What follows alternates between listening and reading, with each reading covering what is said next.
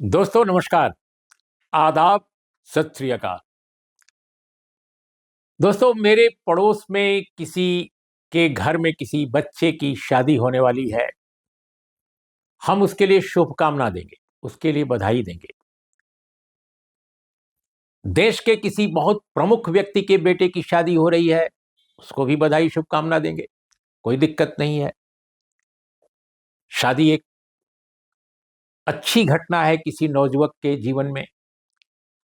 लेकिन दोस्तों शादी के मौके पर अगर देश के सबसे बड़े अमीर व्यक्ति के बेटे को महामानव बताया जाने लगे, किसी महर्षि की तरह अद्भुत अलौकिक दिव्य व्यक्ति बताया जाने लगे, जब बताया जाने लगे कि उनमें मानवीयता कितनी है, उनमें कितनी अद्भुत सहिष्णुता है, कितनी उनका हृदय कितना सॉफ्ट है, कितना दिव्य है, उनका व्यक्तित्व किन किन गुणों से मिलकर बना है, वह देखने में बोलने में जैसे भी लगे, लेकिन उनके अंदर जानवरों के प्रति, पक्षियों के प्रति, जीवों के प्रति, वन के प्रति, फॉरेस्ट के प्रति एक अद्भुत मानवीय मोह है, लगाव है। उनका महिमा मंडन इस प्रकार किया जाने लगे मानो वो कोई अमीर के पुत्र न होकर विवेकानंद की तरह, किसी अन्य महापुरुष की तरह वह संपूर्ण मनुष्यता के लिए एक प्रतीक पुरुष बन गए हों। तो फिर अचरज होता है, ये करने की जरूरत क्या है? इससे देश के सबसे अमीर व्यक्ति के बेटे की, मैं जी हां अनंत अंबानी साहब की बात कर रहा हूं, मैं उन्हीं की बात कर रहा हूं। वो शादी हो रही है, शादी तो 12 जुलाई को होगी। अभी प्री वेडिंग सेशन चल रहा है, प्री वेडिंग जो फेस्टिविटी है वो उसका कार्यक्रम चल रहा है। अच्छी बात है, उनके पास बेशुमार दौलत है, वो उसका उपयोग कर रहे हैं, अच्छी बात है, इसमें कोई दिक्कत नहीं है। हम सब शुभकामना देते हैं एक नवजुवक के जीवन के लिए, जो वैवाहिक जीवन उनका शुरू होगा, अच्छी बात है। लेकिन जो कुछ मीडिया कर रहा है और जो कुछ सोशल मीडिया पर भी दिखाई दे रहा है, भाई जो टीवी पुरम है उसकी बात छोड़िए, जो कथाकार हैं, पत्रकार हैं, हिंदी के हैं, अंग्रेजी के हैं, वो भी न जाने क्या क्या लिख रहे हैं। अब एक चैनल पर मैंने देखा, उसके जो संपादक हैं, आजकल संपादक जानते ही हैं कैसे होते हैं और क्या कैसे बनते हैं और उनका क्या रोल होता है, लेकिन वो जिस तरह की बात कह रहे हैं, सुपर एक्सक्लूसिव इंटरव्यू, सभी लोग, जो लोग भी अनंत अंबानी साहब का इंटरव्यू कर रहे हैं, वे सारे लोग सुपर एक्सक्लूसिव इंटरव्यू कर रहे हैं। ऐसा इंटरव्यू तो भारत के प्रधानमंत्री का भी नहीं किया उन लोगों ने। ऐसा लगता है कि उस इंटरव्यू में देश के लिए, समाज के लिए, समाज की चुनौतियों के लिए ज्ञान का कोई अजस्र झरना बह रहा है। Super exclusive.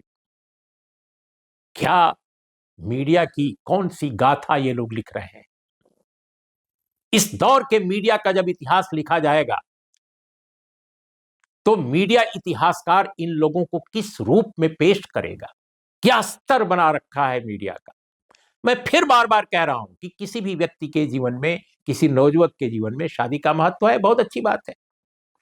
शुभकामना आप दीजिए, मिलकर शुभकामना दीजिए अगर आपको निमंत्रण है तो, नहीं है तो आप कम्युनिकेट कर दीजिए। कम्युनिकेशन के भी आजकल बहुत सारे तौर तरीके हैं, ट्विटर है, न जाने क्या क्या है।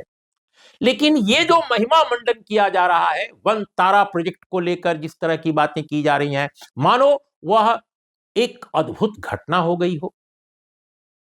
अरे भाई, उस पर तो सवाल तक उठे थे कि क्या निजी क्षेत्र में जो वन का जो क्षेत्र है दोस्तों, वो शासकीय क्षेत्र है, राजकीय क्षेत्र है, लेकिन प्राइवेट जो एक पूरा का पूरा फॉरेस्ट खड़ा करना, और वो भी जीव जंतुओं से भरा हुआ फॉरेस्ट, इस पर एक सवाल तो रहा है। और ये कितना उपयोगी है समाज के लिए, कितना निजी एक कारपोरेट हाउस के लिए, ये विवाद और सवाल बना रहेगा। लेकिन मैं दूसरी बात ये कह रहा हूं कि जिस प्रोजेक्ट की बात इस समय लगातार कही जा रही है वनतारा प्रोजेक्ट के लिए, वो बहुत बड़ा है, इसमें कोई दो राय नहीं है। और जामनगर में जहां पेट्रोलियम रिफाइनरी है अंबानी ग्रुप की, उसी के पास है। ठीक है, उनका अपना जिसके पास पैसा है, जिसके पास अपार धन संपदा है, उसके लिए इस तरह के प्रोजेक्ट उसकी एक अलग छवि पेश कर सकते हैं।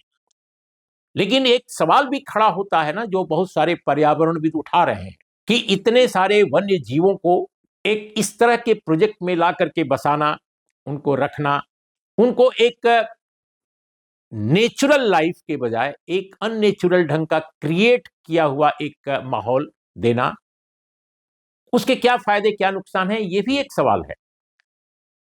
लेकिन केवल इस आधार पर आप बताएं कि वे महान हैं, वो दिव्य हैं, वे अलौकिक हैं, और इस बात को भुला दें कि वो इस देश के सबसे बड़े अमीर के पुत्र हैं, और इसी नाते आप उनका सुपर एक्सक्लूसिव इंटरव्यू कर रहे हैं।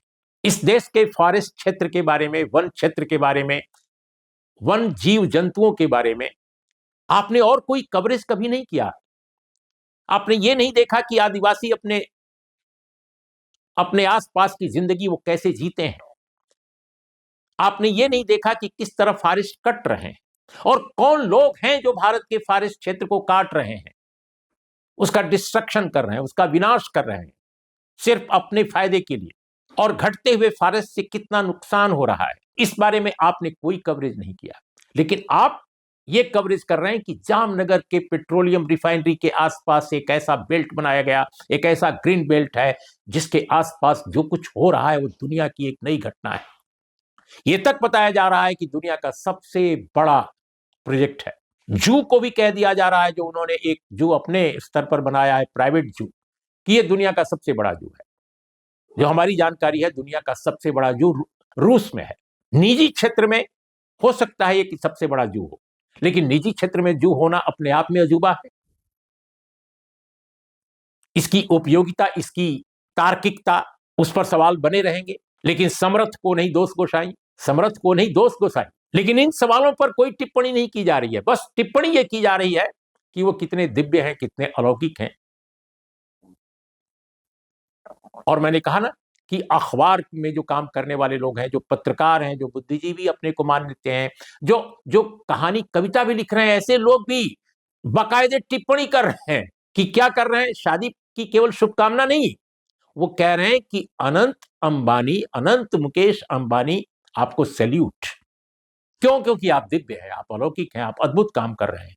अरे क्या इस देश में इतने सारे हजारों लाखों लोग हैं जो न जाने कितना अच्छा काम कर रहे हैं, कभी आपने उनके काम को देखा?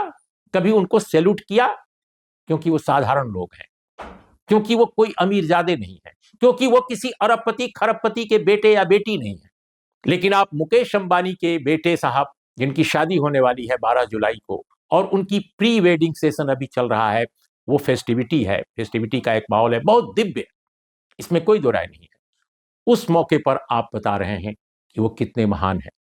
तो मैं तो कहूंगा कि आपकी पत्रकारिता कितनी महान है, कितनी दिव्य है, कितनी अलौकिक है। ऐसी पत्रकारिता दुनिया में कहीं नहीं दिखाई पड़ेगी, कहीं नहीं मिलेगी। तो आपको मुबारक हो ऐसी पत्रकारिता। नमस्कार, आदाब, सत श्री अकाल।